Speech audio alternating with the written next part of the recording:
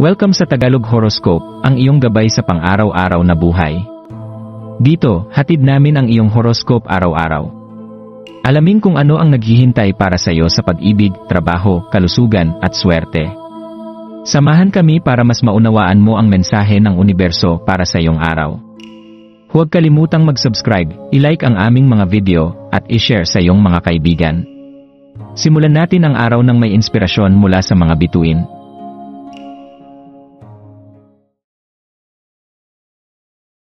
Narito ang iyong pang-araw-araw na horoscope para sa Libra ngayong January 12, 2025. Sa pagsikat ng araw ngayong tahimik na linggo, nadarama ang isang banayad na enerhiya na pumapalibot sa iyo, Libra.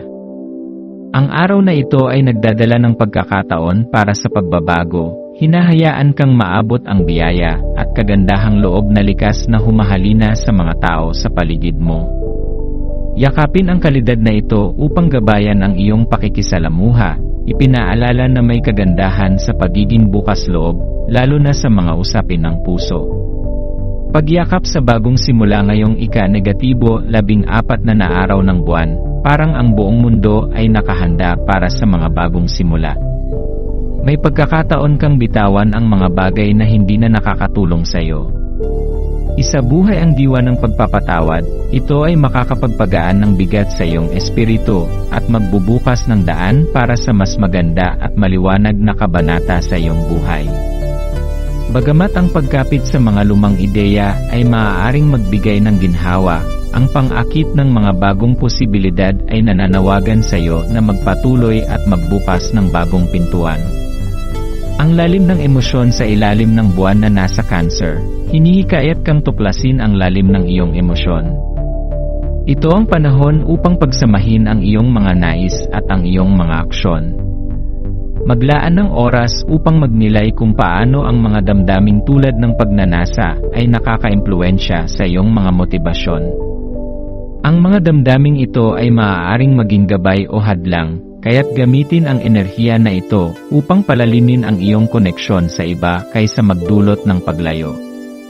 Ang kapangyarihan ng kagandahang loob at pagpapatawad ang iyong likas na alindog ay may kakayahang magbigay inspirasyon sa iba upang yakapin ang kanilang sariling mga nais.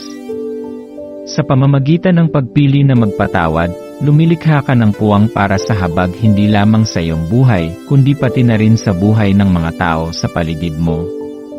Ang pagpapatawad ay isang mapagpalayang hakbang na magdudulot ng kalinawan at katahimikan sa iyong isipan at damdamin. Mga gabay para sa araw na ito, bitawan ang nakaraan, huwag matakot na iwanan ang mga bagay na hindi na nagsisilbi sa iyong mas mataas na layunin. Maging bukas sa emosyon, yakapin ang iyong damdamin at gamitin ang mga ito bilang inspirasyon upang magbuo ng mas malalim na koneksyon. Magnilay at kumilos ng may hangarin, maglaan ng oras upang mag-isip bago kumilos, siguraduhing nakaugat ang iyong mga aksyon sa tunay na pagnanais at kabutihan. Gamitin ang iyong alindog, hayaan ang iyong likas na kagandahan at kagalakan na maging tulay para magbigay inspirasyon sa iba. Pagninilay at pagninilay-nilay sa pagtatapos ng araw, maglaan ng ilang sandali upang magnilay sa mga kaganapan. Ano ang mga bagay na natutunan mo mula sa iyong pakikisalamuha sa iba? Mayroon bang mga damdamin o ideya na naging malinaw sa iyo?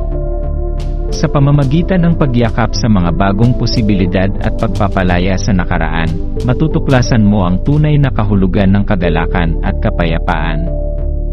Ang araw na ito ay isang paanyaya upang pahalagahan ang iyong lakas sa loob at gamitin ito upang hubugin ang iyong hinaharap.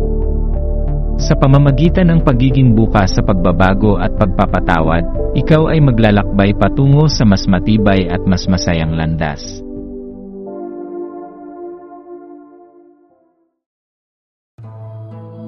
Maraming salamat sa panonood ng iyong horoscope ngayon araw. Naway gabayan ka ng mga bituin sa iyong landas.